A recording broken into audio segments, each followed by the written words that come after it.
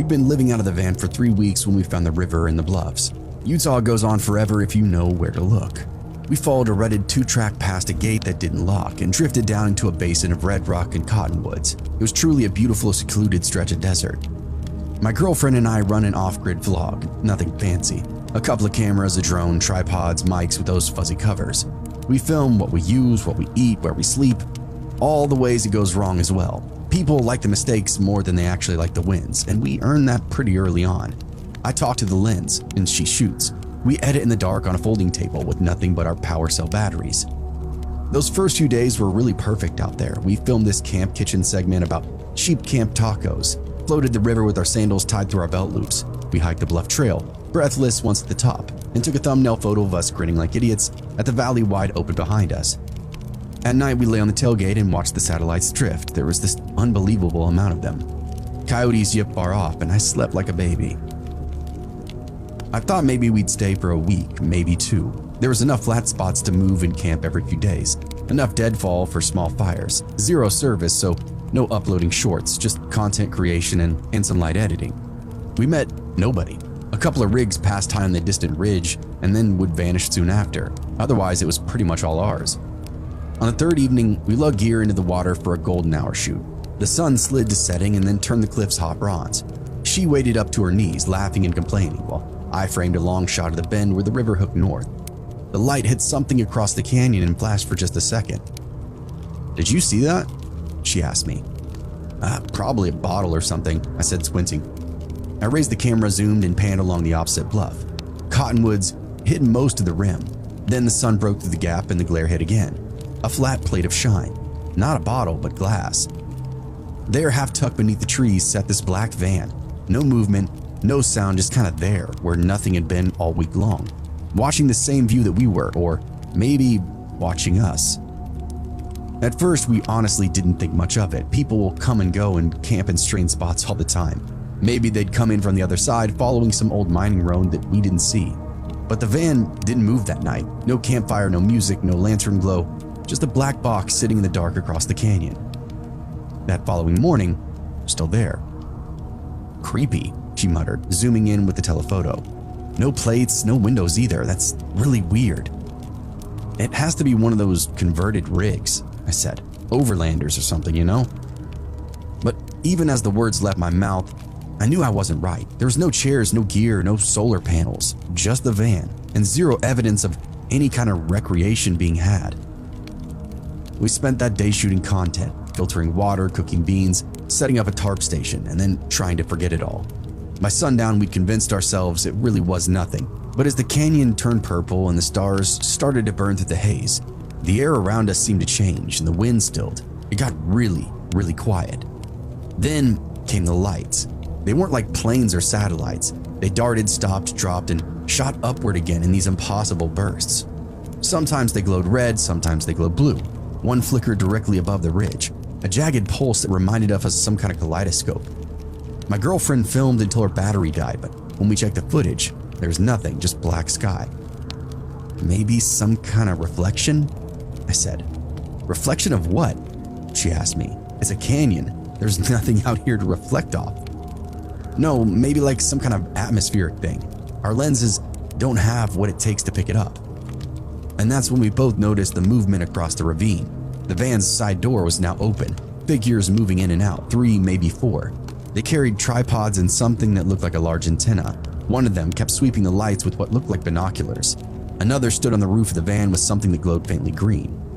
Their setup looked far too advanced for some kind of meteor watching, way too organized.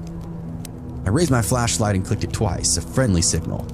Nothing back. They didn't react. They didn't even look our way. "Hey!" I yelled across the gap, my voice echoing off the stone. The figure on the roof froze, and just for a second, they turned away, stepping down from the van. We went back inside the tent not long after, and neither of us could really sleep. The air was heavy, like right before a storm. Every time I close my eyes, I see those lights again, jerking, twitching, zigzagging across the sky like fireflies out on a wire. Around 3 a.m., I woke up to the sound of a low hum. It wasn't close, but steady and mechanical.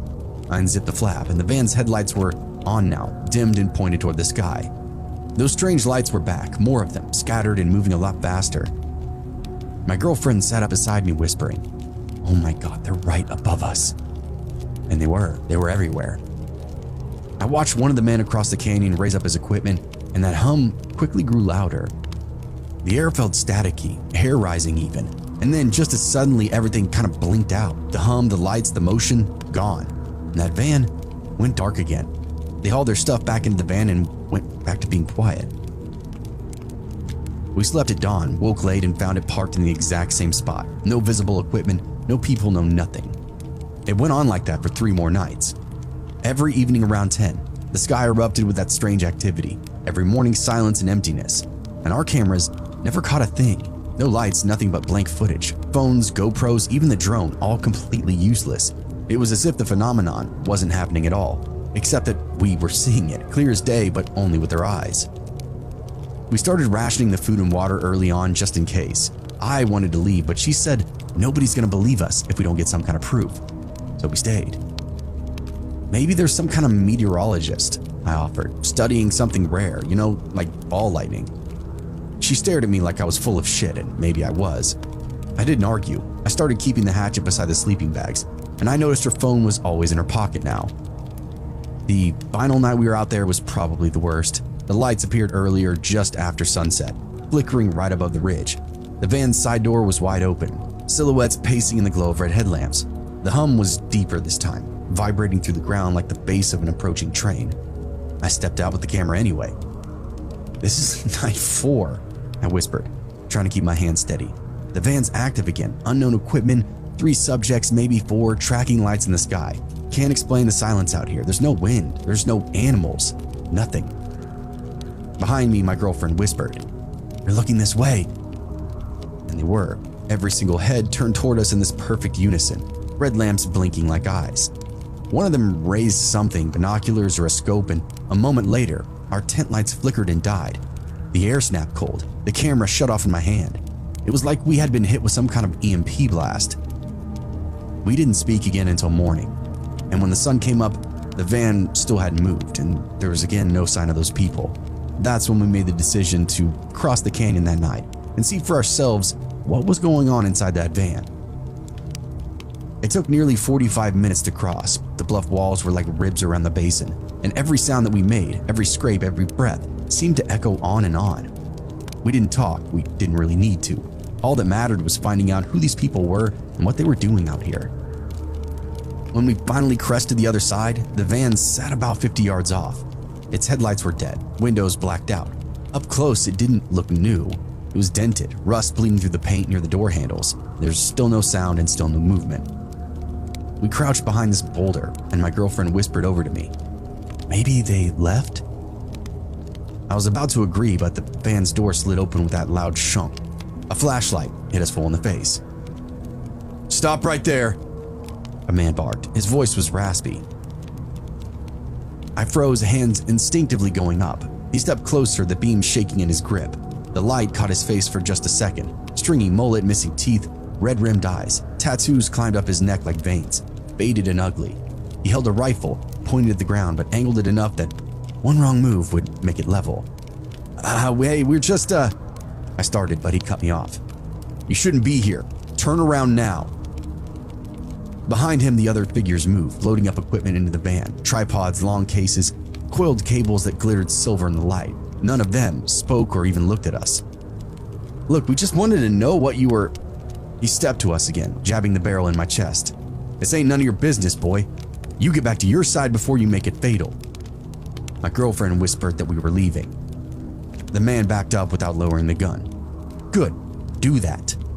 He turned and shouted something to the others, words I didn't quite catch, then climbed in the driver's seat. The van roared to life, yellow cones of the headlights hitting us in the face, and for a second, the glare was completely blinding. When my vision cleared, I saw them, 3 silhouettes in the cab, all facing forward, motionless as mannequins. They reversed, spun out onto the dirt road, and drove off without a word. The hum was gone, the lights in the sky were gone too, just black emptiness above us, and the sound of the van slowly fading off into the desert. We stood there for a long time, I think too shocked to move or do anything, and when we finally made it back to camp, dawn was breaking, washing the canyon in that weak pink light. Everything felt strange, the tent, the gear, even the river now to us.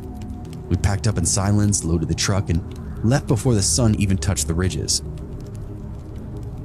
Around a week later, I went through every file, every clip. All of our footage from those nights was either black or corrupted. No lights, no van, not even our own voices. Absolutely no trace of that night exists, outside of the ones in our memories.